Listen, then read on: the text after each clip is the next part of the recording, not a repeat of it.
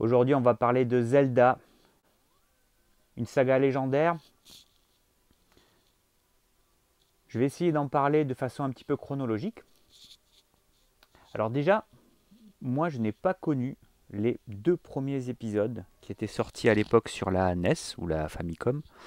Il faut dire que je n'ai pas eu la NES à l'époque. Alors voici les deux premiers épisodes. Donc le premier était sorti sur Disk System. Alors en plus de ne pas avoir la NES, on n'avait pas non plus en Europe le Disk System de la Famicom.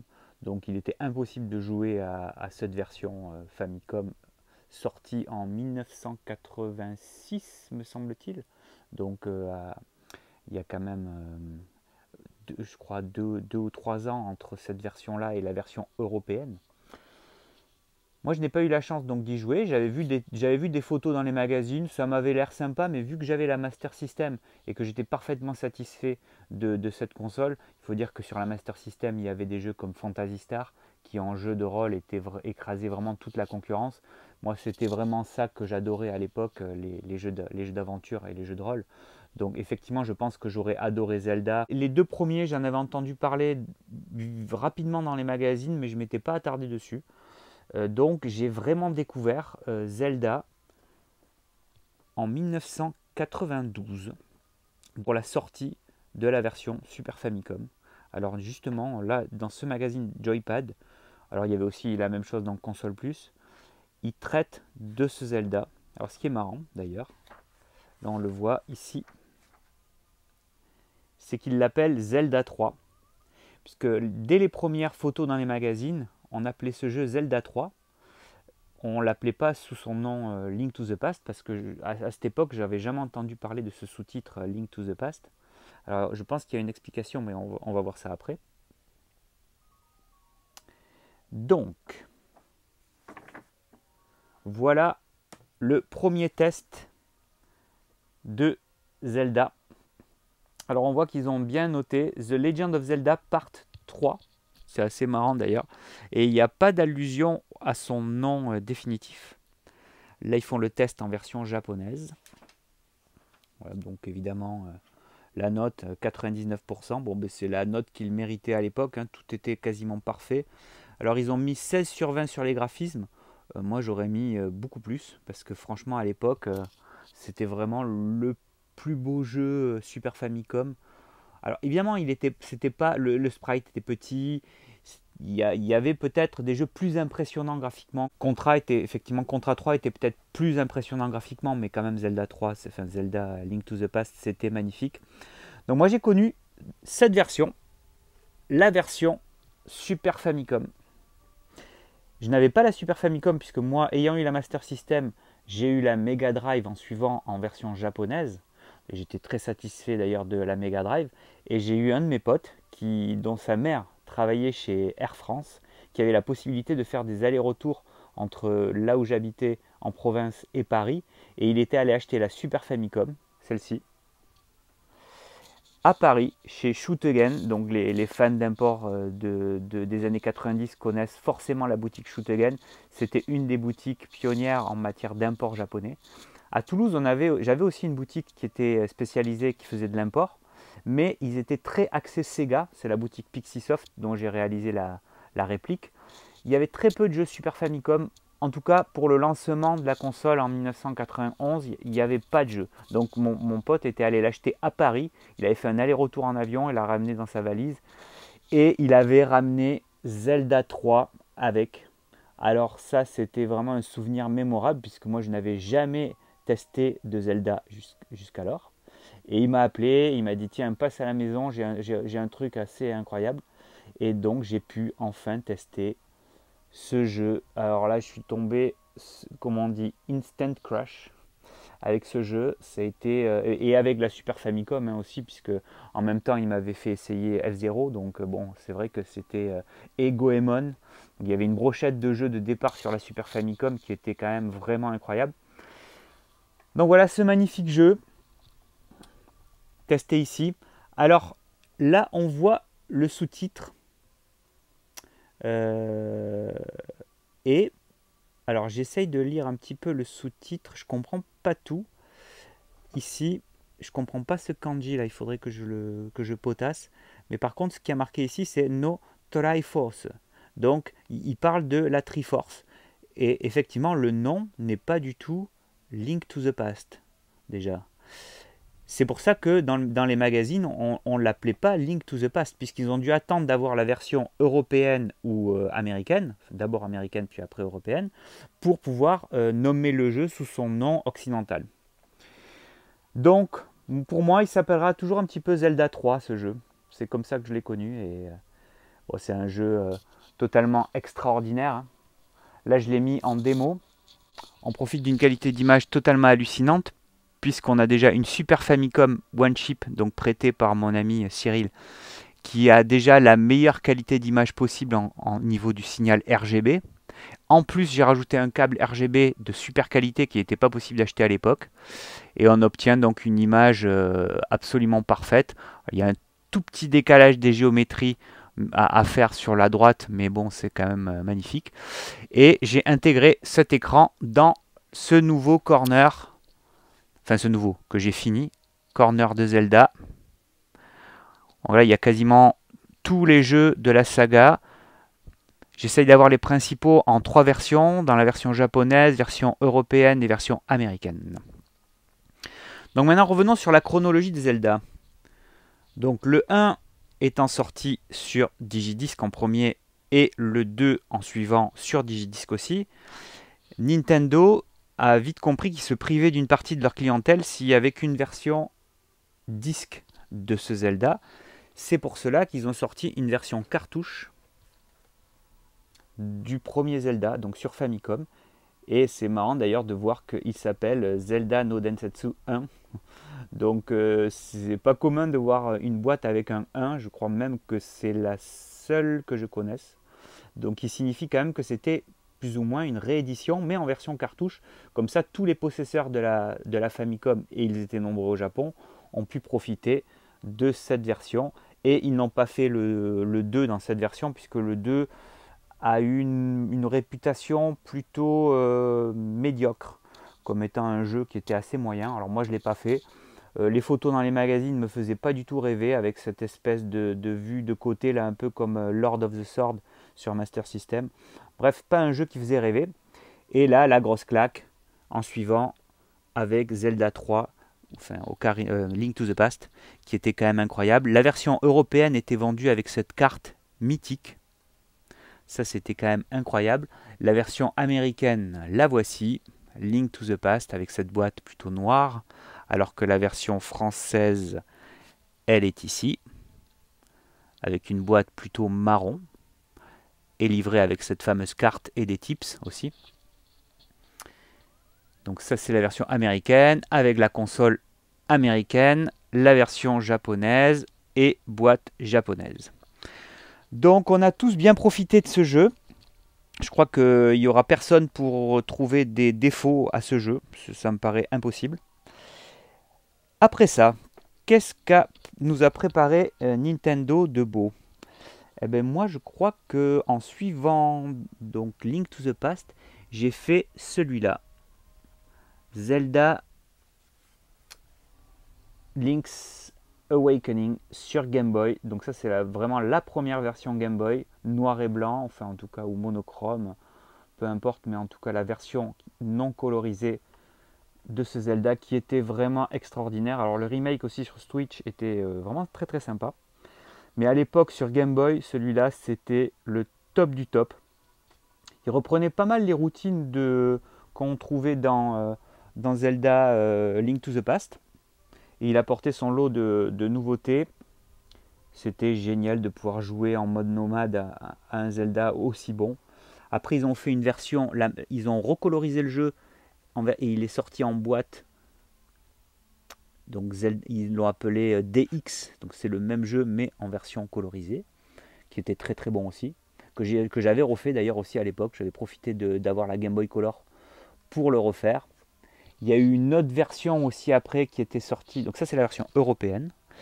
Et alors déjà la version européenne, parce que moi j'avais eu cette version-là. Je n'ai pas eu celle-là. Celle-ci, c'est la version japonaise. On avait très très peu de magasins qui faisaient les versions Game Boy import à l'époque, même si on avait énormément de boutiques qui faisaient de l'import japonais. Les jeux Game Boy étaient très peu importés en France, donc j'avais eu cette version. Donc ça, c'est ma boîte. C'est pour ça qu'elle est en aussi bon état, parce que je l'ai conservée toujours en bon état. Et j'avais donc refait la version DX en Game Boy Color, qui était absolument géniale aussi. Donc ça, c'était pour la chronologie de la Game Boy. Et est arrivé en suivant, alors là, la révolution. Alors là, c'est là où on voit que vraiment Nintendo, ils ont été très très très forts avec ce jeu. Alors on peut observer cette magnifique PLV, qui doit être bien rare maintenant, de Ocarina of Time, le jeu légendaire de la Nintendo 64, qui m'a été offert par un ami brocanteur qui se reconnaîtra. Elle est vraiment sublime. Je viens de m'apercevoir qu'il manquait un petit bout de l'épée là. J'avais pas vu, mais bon, c'est pas bien grave, elle est quand même sublime. C'est d'ailleurs dommage de ne pas avoir ce genre de PLV pour Link to the Past. J'aurais tellement aimé avoir quelque chose de ce type. Et voilà qu'en 1998, Nintendo se dit qu'il est temps de passer à la 3D. Quelle bonne idée d'ailleurs. Alors celui-là, on l'a attendu. Hein. Autant Link to the Past, c'était le début de l'import, donc on avait peu de photos au départ. On a dû attendre quelques mois avant de pouvoir avoir la version japonaise. Mais alors la version Nintendo 64, elle s'est faite attendre. On a commencé à avoir des photos pratiquement au moins 2 ans avant la sortie du jeu, donc dès 96, quasiment après la sortie de la Nintendo 64, on a commencé à avoir des images de ce jeu. Alors pour moi, celui-là, c'est vraiment un épisode totalement mythique. D'ailleurs, à la fin de cette vidéo, je ferai mon top 5 de mes Zelda préférés. Bon, autant vous dire que celui-là, il y est dedans, c'est une certitude. Est-ce qu'il sera à la première place ou pas? Ça, on verra à la fin. Mais en tout cas, il est dans mon top 5, ça c'est certain. C'est vraiment le jeu révolutionnaire de la Nintendo 64. Nouveau gameplay. On ne se souvient pas forcément, c'est qu'il est sorti au Noël 1998. Alors moi, je travaillais à l'époque dans le magasin Ultima, donc j'ai vraiment vu la folie autour de ce jeu. Et il est sorti en même temps que la Sega Dreamcast. Donc on avait quand même, à ce Noël-là, la Dreamcast de Sega qui était la nouvelle génération de consoles et la Nintendo 64. Donc des graphismes qui n'étaient pas les plus beaux disponibles sur le marché, mais il y avait toujours ce côté flou, mais quand même il était extraordinaire. Jamais pendant qu'on était en train de jouer à ce jeu, on s'était dit ah ouais, il n'est pas assez beau, ce genre de choses. Il était absolument parfait. La jouabilité avait un tout petit défaut, c'est qu'il y avait des sauts automatiques. On ne pouvait pas sauter soi-même, mais bon, ça rendait le jeu un petit peu plus facile. Et finalement, c'était agréable à jouer aussi. Donc, je ne vois pas de défaut majeur sur ce jeu. La durée de vie était exceptionnelle. La plaine d'Hyrule que l'on pouvait parcourir était magnifique aussi. Il n'y a aucun défaut à ce jeu. Hein. Ce qui n'est pas le cas de son successeur, sorti, je crois, 1 an et demi après cet épisode. Alors moi, je rêvais de pouvoir jouer à une suite de Ocarina of Time. Donc évidemment, quand ils ont annoncé Majora's Mask, j'étais comme un fou. Mais quelle déception quand je l'ai essayé. Alors graphiquement, il était super beau. Le côté dark, moi, ça m'a bien plu. J'aurais bien aimé pouvoir y jouer. Mais alors le fait qu'on perde tous les items, là, pour moi, c'est rédhibitoire. C'était impossible de jouer à ce jeu tellement j'ai détesté ce concept. De revenir à zéro à chaque fois que la lune, enfin, je ne sais plus ce qui se passait avec la lune, mais bref, pour moi c'était insupportable, ça m'a gâché le plaisir, donc je n'ai jamais fait ce jeu. Il y a eu une réédition sur 3DS qui était magnifique aussi, ben, je ne l'ai pas fait pour les mêmes raisons. Par contre, j'avais refait bien sûr la version 3D sur 3DS de Ocarina of Time. En 3D, il était vraiment génial. Alors il y avait Je crois qu'on pouvait utiliser la visée stéréoscopique, je crois que c'est comme ça qu'on dit, de la 3DS pour, par exemple, pour tirer à la fronde ou à l'arc. Le problème, c'est qu'on perdait facilement la 3D quand on tournait la console, donc c'était un petit peu le défaut. Mais sinon, j'ai fait ce jeu entièrement en 3D du début à la fin et je me suis régalé. C'était la perfection. Là d'ailleurs, j'en profite pour montrer cette version qui est sous blister, qui est neuve, avec la date de sortie dessus, le 17 juin 2011. Voilà. Donc revenons dans notre chronologie. Donc toi là, le Majora's Mask, eh bien, tu seras définitivement le seul Zelda que j'ai haï. Désolé, malgré toutes tes qualités, parce qu'en plus il utilisait la memory pack qui permettait d'augmenter la puissance de la console en termes de RAM, donc ce qui permettait d'avoir des graphismes plus fins tout simplement. Mais c'était très agréable à l'époque parce qu'on avait un peu moins ce côté flou. Donc j'ai jamais pu apprécier ce jeu, ça restera une de mes grandes frustrations. Donc après la Nintendo 64, on a eu la GameCube avec cet épisode.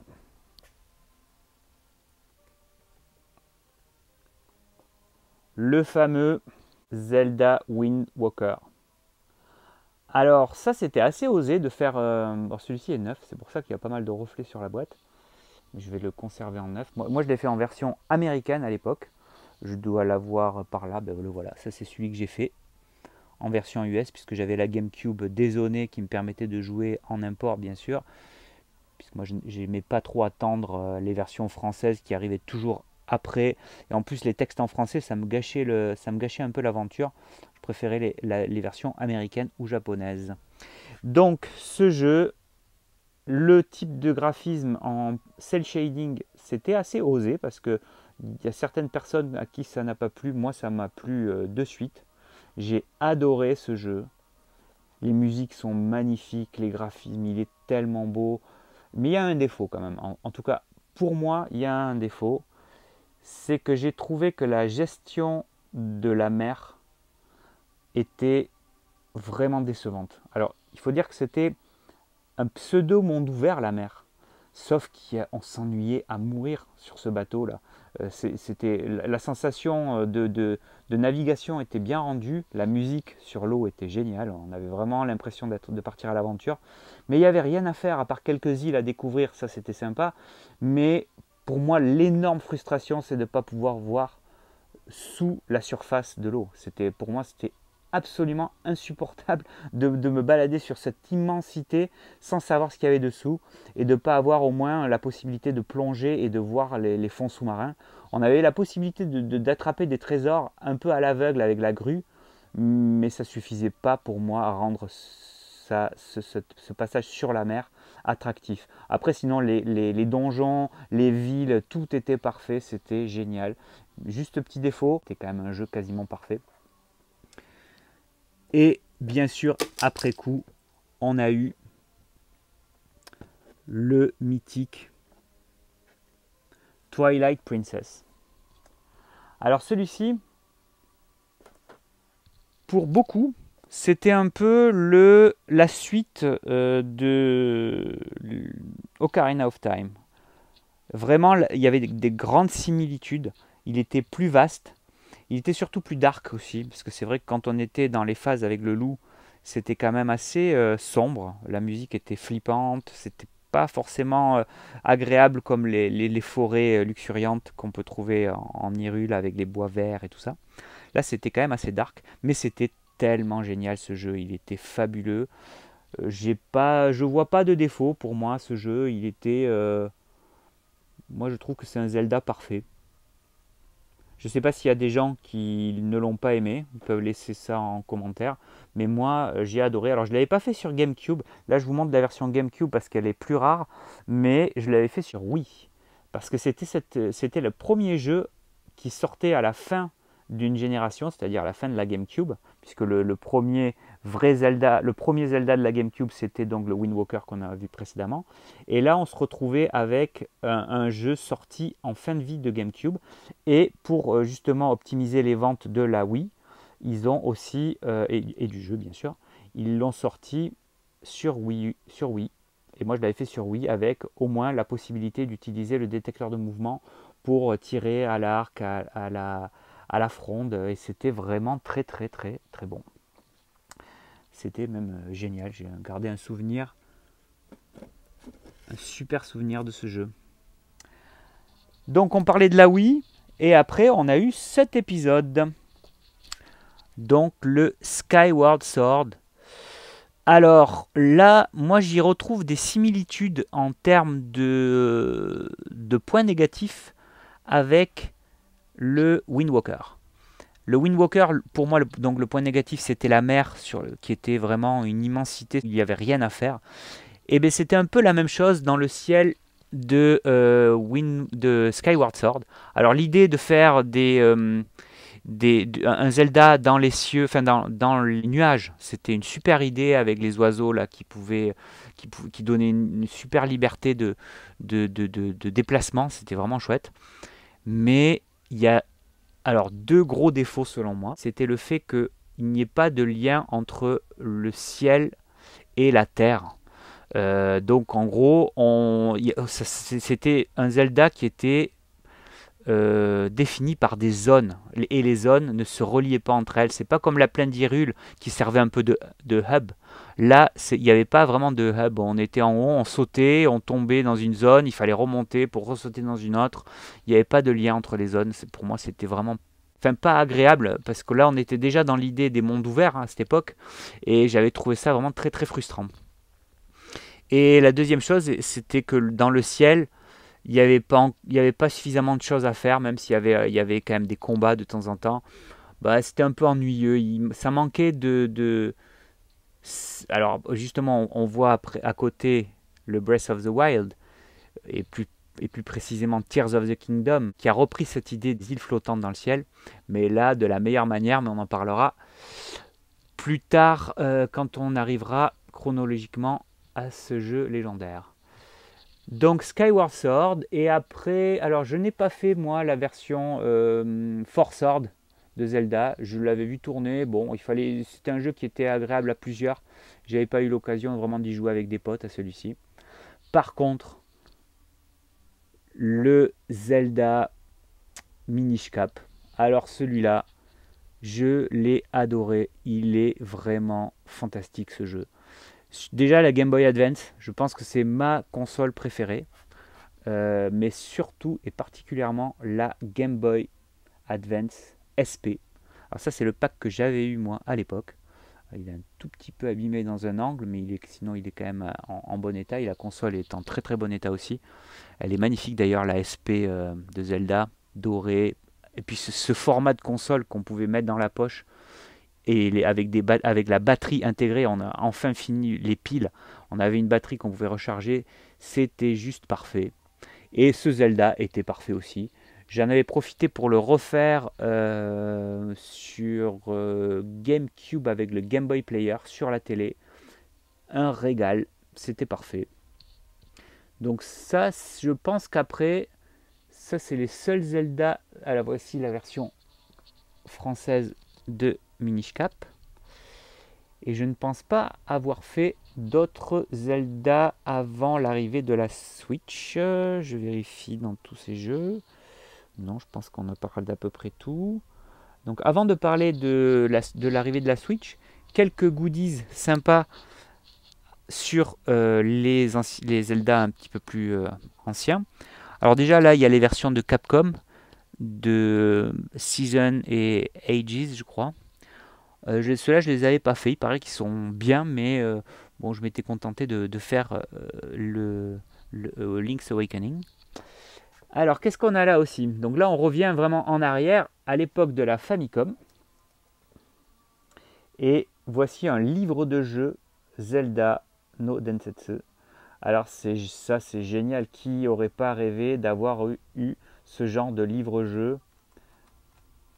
Il y a plein de petits jeux basés sur l'univers de Zelda. Moi, j'aurais adoré avoir ça dans les années 80. Bien sûr, on avait ça, c'était qu'au Japon. Ici, on a les barcodes battleurs de Zelda. Donc ça, je vais faire une petite aparté. Donc voici avec plus de détails le fameux barcode battler de Zelda.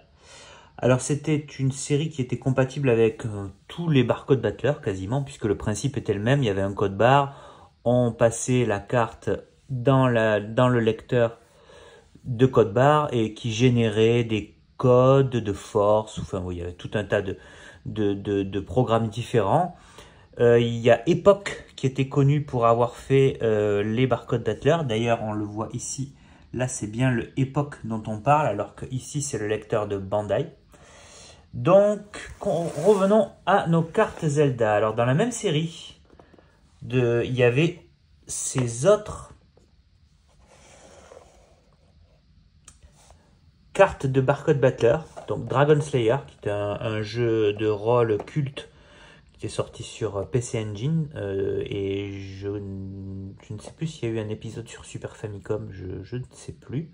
En tout cas, c'était pas un jeu Nintendo. Ça, par contre, c'était bien sûr deux jeux Nintendo. Alors, le Super Mario World 4, sorti avec la Super Famicom au Japon en 1991, je crois bien. Et le Zelda en 1992. Alors, ce qui est marrant alors, les cartes sont magnifiques aussi des Mario. Et là, quand on parle de Zelda, je ne vais pas montrer toutes les cartes.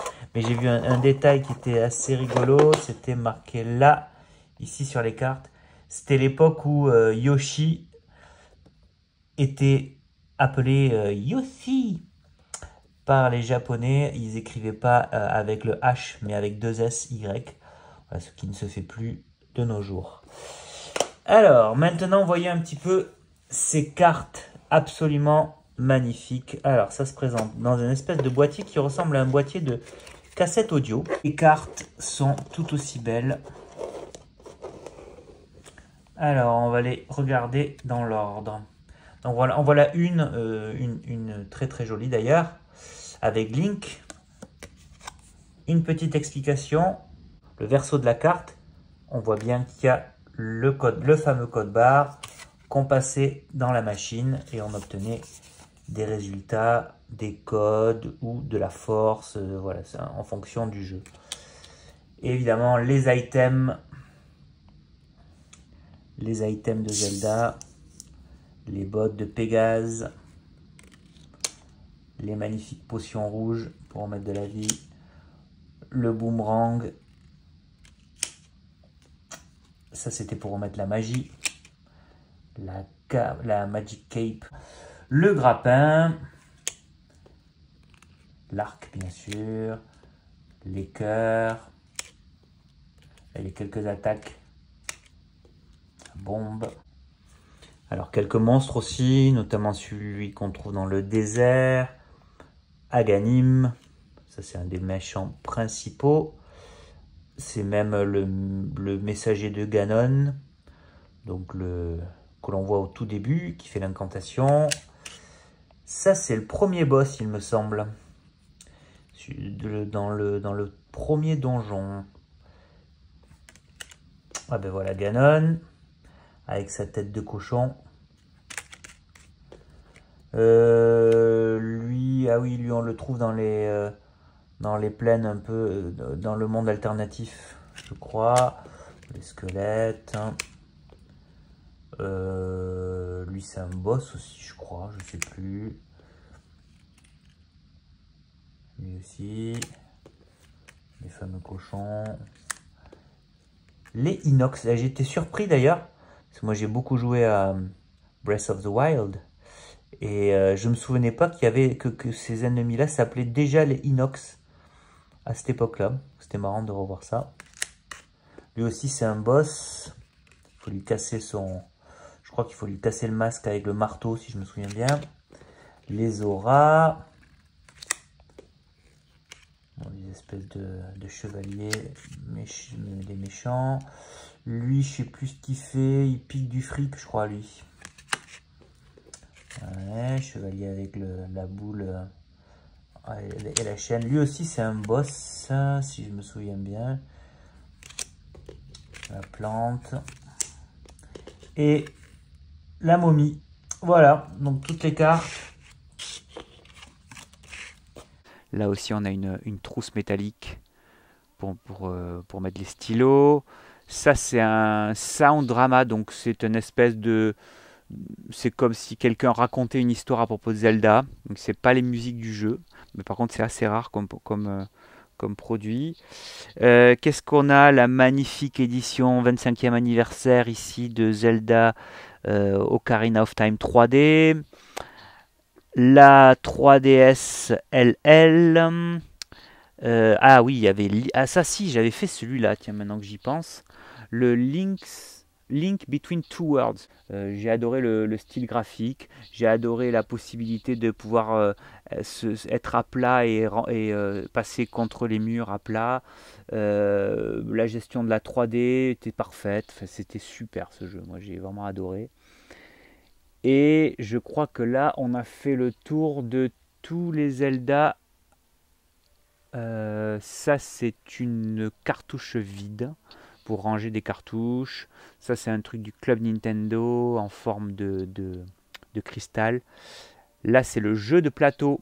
Voici l'intérieur du fameux jeu de plateau Famicom, enfin basé sur l'univers de la Famicom ou de la NES, avec déjà la notice. Alors, ça fait partie de la gamme. Ici, on le voit là en haut. C'est la gamme Party Joy, qui est une gamme de jeux de voyage de Bandai, qui est absolument magnifique. Il faudra que je fasse une vidéo là-dessus parce que j'en ai pas mal, je les collectionne. Là, c'est le numéro 61. Il y a énormément de jeux d'horreur aussi. Et ils ont tous le même format, petite boîte comme celle-ci, avec un plateau souvent pliable. Donc là, on a les règles du jeu.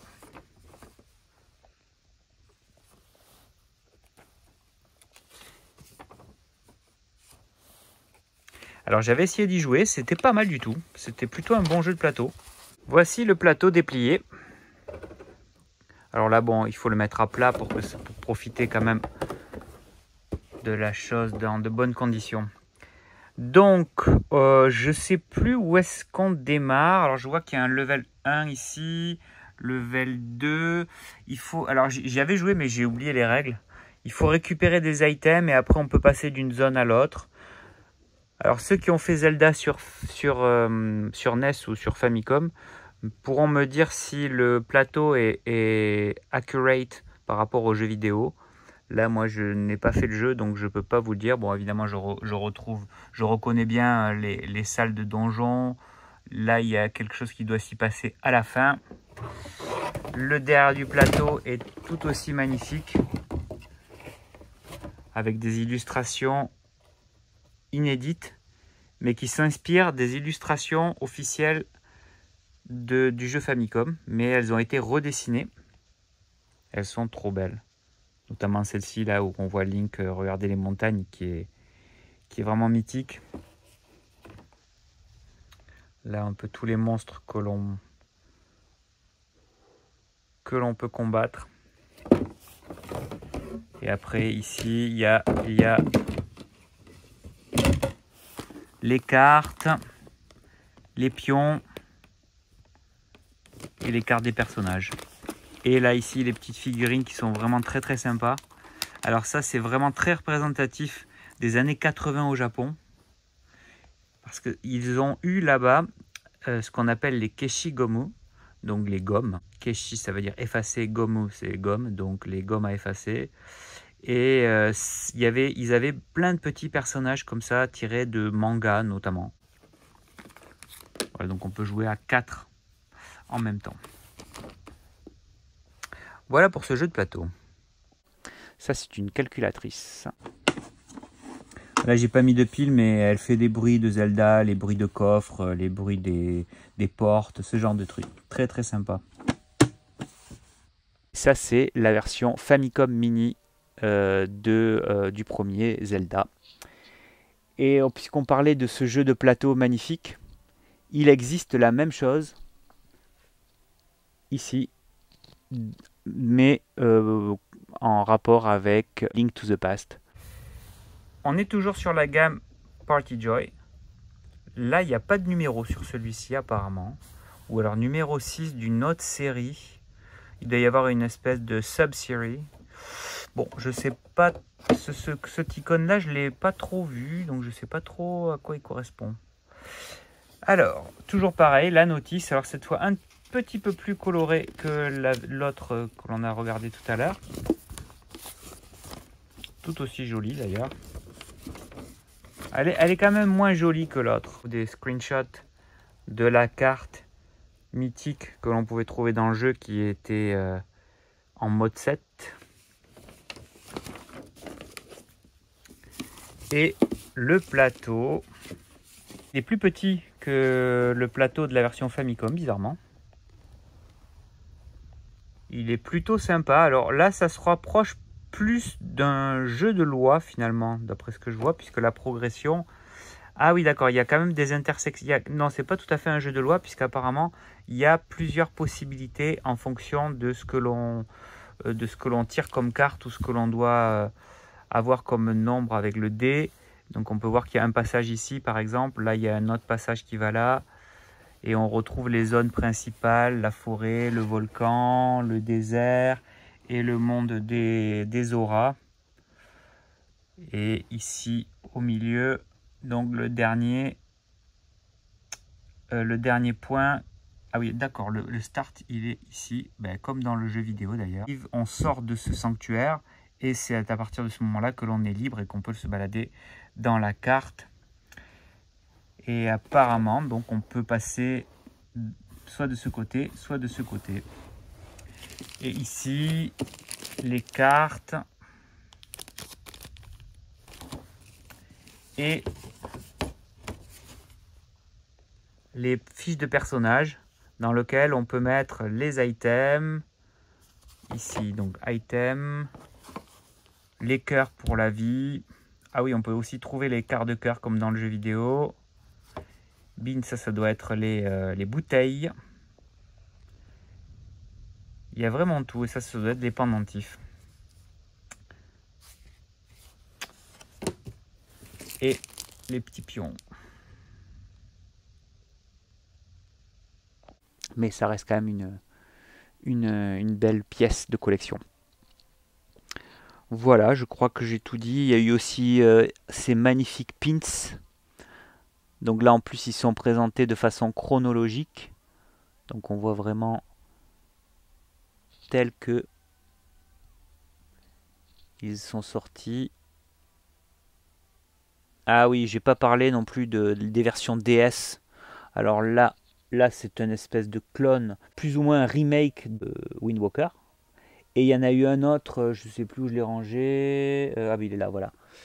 Il y a eu celui-là avec le train. Alors celui-là, je l'ai trouvé naze. Les donjons étaient très sympas, hein. L'utilisation du stylet était cool. Mais alors la map, c'était catastrophique. Enfin, de se déplacer avec ce train ridicule, c'était vraiment très mauvais ça. Moi, j'ai trouvé ça vraiment nul. On peut voir aussi ces magnifiques résines du fabricant First for Figure. Les guidebooks. L'illustration là, elle est complètement fabuleuse. Là, il y a tout un tas de guidebooks aussi. On voit ici la GameCube, version limitée, qui est sortie en version européenne, ainsi que la Wii U avec la réédition de Wind Walker en version pseudo HD. Qu'est-ce qu'on a d'autre? Quelques amiibo, bien sûr. Bon, j'espère avoir tous les amiibo de Zelda. Les magnifiques figurines Medicom. Ici, et puis celle-là aussi, qui est vraiment trop belle.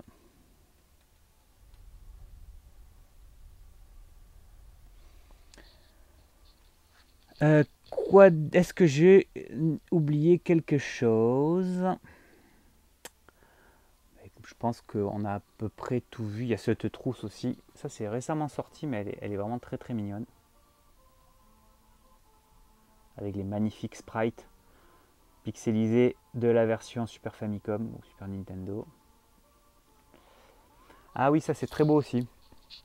Ça c'est un collector Club Nintendo, donc on ne pouvait pas l'acheter dans le commerce. C'est marqué ici avec les kanji en rouge en bas.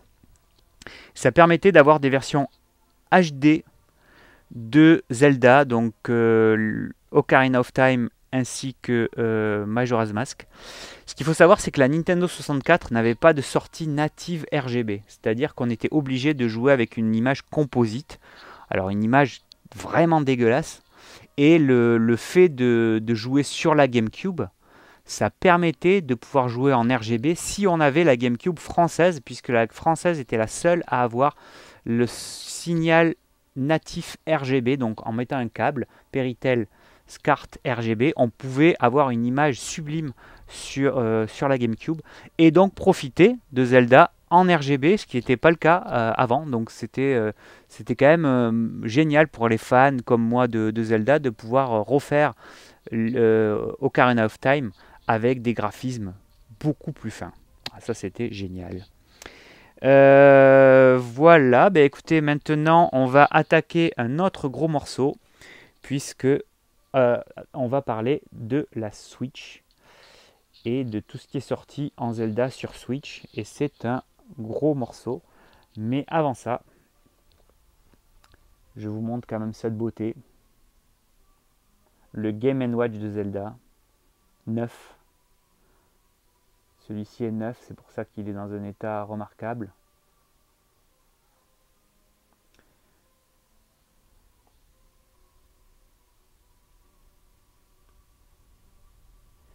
Et j'ai une anecdote à ce sujet. Un jour, je me balade en ville. C'était dans les années, je dirais, 96 peut-être, 97. Donc personne n'en avait rien à faire des Game Watch à cette époque. Je rentre dans une boutique et il y avait un bac de déstockage. Mais quand je dis un bac, il devait y en avoir une trentaine. Et ils étaient vendus, mais je ne sais même plus combien c'était. Je crois que c'était ridicule. C'était en euros, ça devait être, allez, 5 euros, 9. J'en ai pris qu'un. Je suis quand même content d'en avoir pris un, mais je regrette quand même de ne pas avoir pris tout le bac complet parce que maintenant c'est vraiment une rareté et en neuf, alors là je pense que c'est encore plus difficile à trouver.